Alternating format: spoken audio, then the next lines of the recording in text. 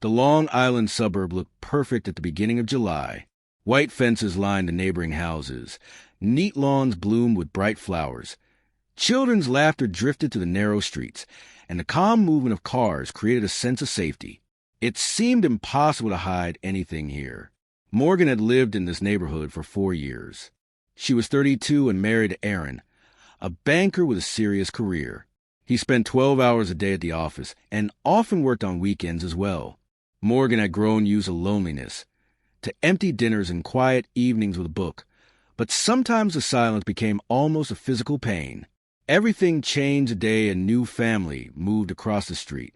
In the house opposite settled Ryan, a young architect, divorced, a man with a soft voice and attentive eyes. He lacked the loudness of neighbors or the fussiness of office workers. His calmness seemed to invite trust by itself. Their first meeting happened by chance. Morgan was taking out the trash when she saw Ryan struggling to lift a box filled with maps and photographs. She stepped over and helped him carry it to the door. His gentle smile and quiet, "Thank you," lingered in her memory. After that accidental meeting, their paths began to cross more often. At the store, during morning runs near the mailboxes. At first, just light smiles, then short conversations about the weather, the neighborhood, and books. Morgan surprised herself. She began to look forward to these encounters, sometimes anticipating them even before they happened. One evening, as the sun was setting and the streets were wrapped in a soft golden glow, Ryan approached her while walking his dog. "Hi, Morgan," he said, his voice sounding as though he had known her all his life. "Your flowers in the garden are always so beautiful." She smiled, feeling warmth and a faint excitement. "Thank you. I like when the garden looks alive." Thus began a quiet friendship that was slowly turning into something more. Each day brought new chances for conversations, and each conversation revealed new shades of emotions Morgan hadn't felt in a long time. But with every new glance, with every new smile, she felt a sense of unease, an unease that words could never fully explain. Summer evenings on Long Island were warm and gentle, filled with the light scent of jasmine and freshly cut grass drifting along the quiet streets. Morgan often went out for a walk after work to clear her mind, to listen to the rustle of leaves under her feet, and to feel like she belonged to a world that seemed so alive when Aaron wasn't home. Ryan loved those evenings, too. They often ran into each other by the mailboxes or near the neighbors' fences, where one could easily pause and start a casual conversation. At first, their talks were simple, about the weather, gardening, and the latest neighborhood news. But gradually, their conversations grew longer, deeper, and more personal. "You read a lot, don't you?" Ryan asked one evening, as they walked down a street bathed in soft evening light. "Yes, I love books," Morgan replied. "Sometimes it feels like they understand me more than anyone else." He nodded, choosing his words carefully. "I feel the same, especially about art history. When you work with things that have survived for centuries, you begin to see how time, memory, and emotions are closely connected." Morgan listened, her heart beating faster, though she tried not to show it. There were moments during the day when she caught herself thinking about him, his voice, his gentle smile, the way he had carried that box of paintings. "Sometimes I feel like I live completely alone," she admitted once, as they walked along a path lit by street lamps. Ryan looked at her, serious and attentive. "You shouldn't feel that way," he said softly, yet with genuine care. Those words stayed in her memory. She couldn't explain why, but in that moment it felt easier to breathe, as if someone had lifted a heavy weight off her shoulders. The evening went on as they walked side by side, discussing books, movies, and small neighborhood events. Sometimes Ryan paused just to look at her, and Morgan felt that an invisible pull between them was growing stronger, impossible to ignore. Each meeting became a small island of light in her daily life, which was sinking deeper into loneliness. And with every conversation, Morgan realized more and more that talking to him had become a necessity, something that gave her a sense of life she hadn't felt in a long time.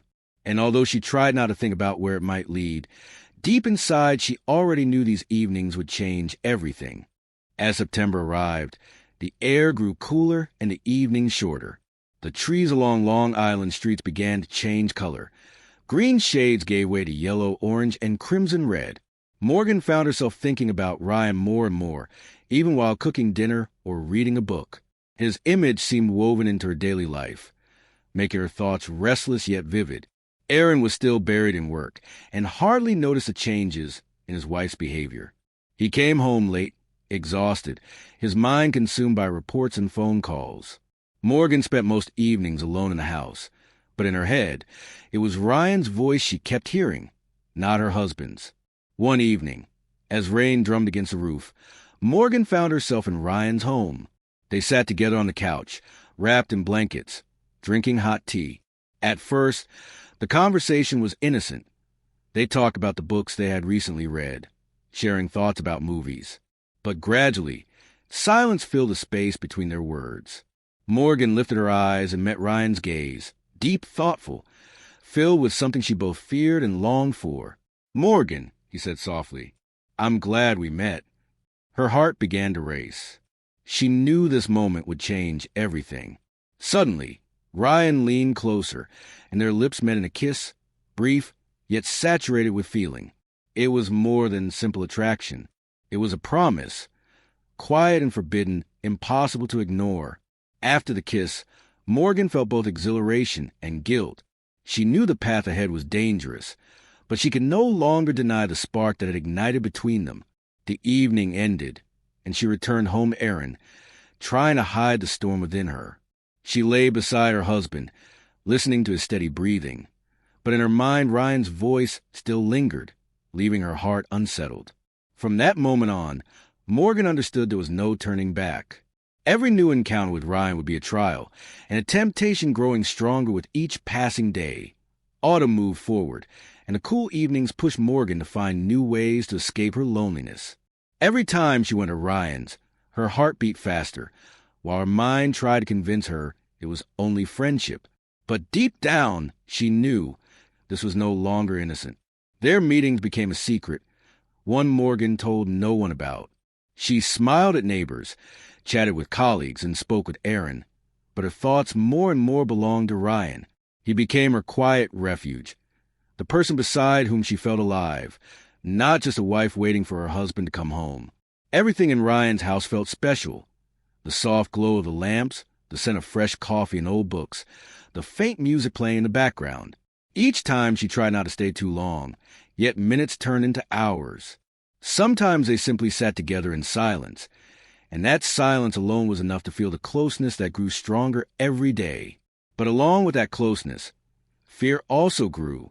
Each time she returned home, Morgan caught herself thinking, what if someone sees? What if Aaron finds out? With every passing day, the secret became heavier to carry. One day she noticed Aaron seemed more attentive. He asked more questions about her days, sometimes holding his gaze on her face a little longer, as if trying to understand something. Morgan felt uneasy. The secret she treasured so much could collapse at any moment. And yet, despite the fear, the desire to be near Ryan was stronger. He had become her quiet light in a world that otherwise felt gray and empty without him. These secret meetings reminded her she was still alive, that her emotions had not disappeared, that her heart still knew how to tremble. But each meeting was also a step closer to the dangerous edge, an edge beyond which lay the destruction of what she once called home. October came suddenly. The days grew shorter, the air colder. Morgan increasingly felt like she was living a double life. By day, a wife, by night, Ryan's secret guest. Each time she returned home, her heart raced with alarm, while thoughts of Ryan refused to leave her mind. Aaron had begun to notice the changes. He was too busy to catch everything at once, but small details didn't escape him. The sudden trips to the store, the late returns from work, the phone now lying face down more often than before. He kept silent, but his silence was palpable, a quiet signal that he suspected something. One evening, when Morgan came home after seeing Ryan, Aaron was sitting in the living room reading the newspaper, but his eyes were fixed on her. "Are you all right?" he asked softly, though with a clear note of caution. Morgan smiled, trying to hide her tension. "I'm fine, just tired." But Aaron caught the faint scent of another man's cologne on her neck. He said nothing, yet inside him grew the sense that something had been broken, that their trust was beginning to crack. Morgan felt fear. The secret she had guarded so carefully was starting to unravel. Each time she looked at Aaron, her heart tightened. She knew the deception couldn't last forever. Meanwhile, her thoughts of Ryan grew stronger. She caught herself remembering his smile, his voice, even in moments when she was supposed to be fully present at home with her husband.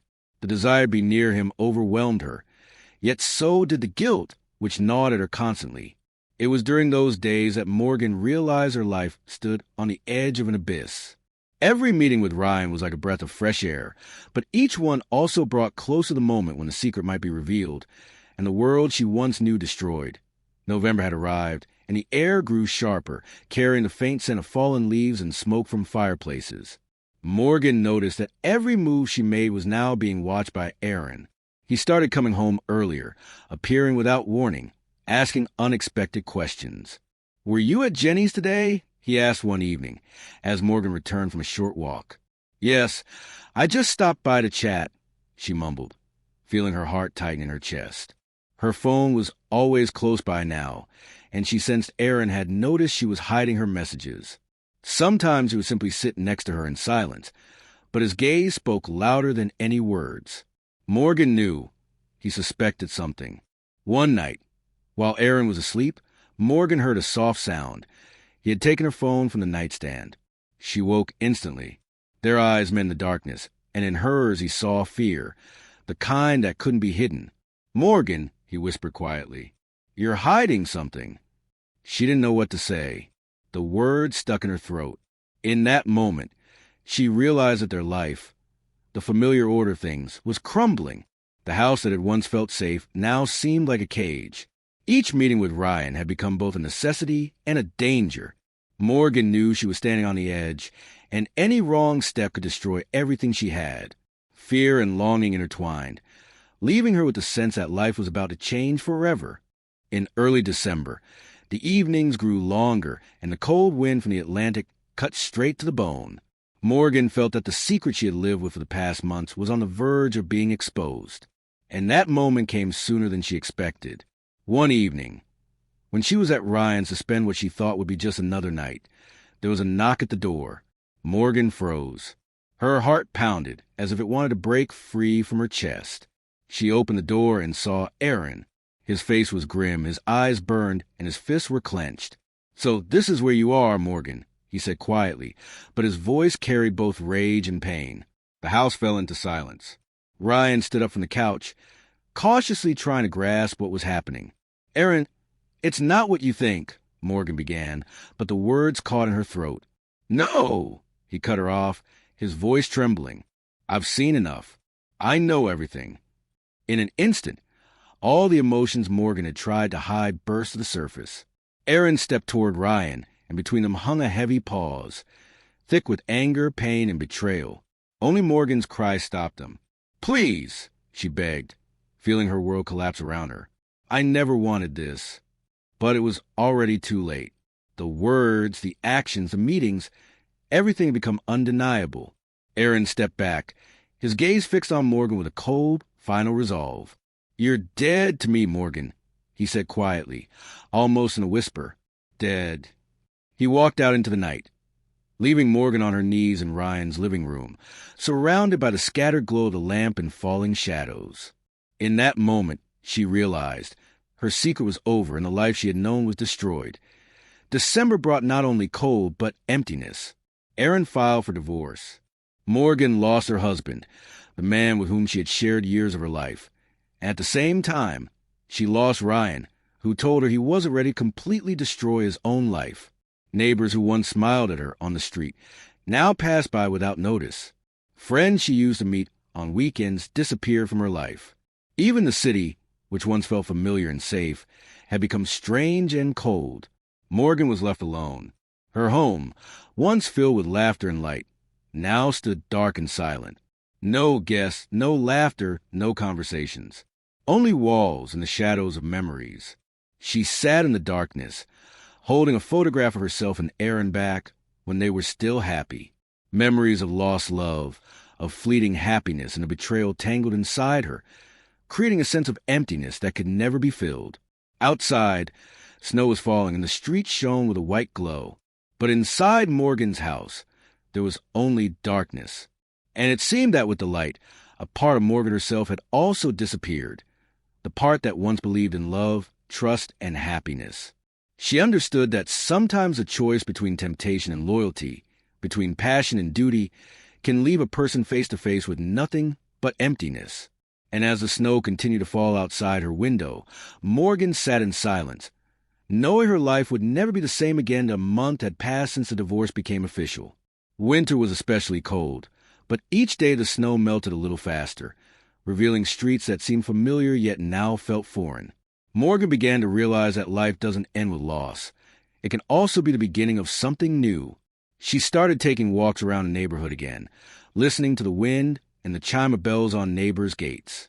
Sometimes it felt as if Ryan or Aaron might appear from around the corner, but she understood the past could not be brought back, and that was both painful and freeing. Morgan began reading the books she had once set aside and signed up for painting classes she had dreamed of since college. She came to understand that solitude is not always a prison. Sometimes it's a chance to hear oneself, to understand one's desires and fears. Sometimes, sitting by the window with a cup of hot coffee, she would watch children playing outside, neighbors tending their gardens. And in those simple, everyday moments, Morgan felt a new strength within her. She realized one thing: no one can take away a person's inner light unless they choose to give it up themselves.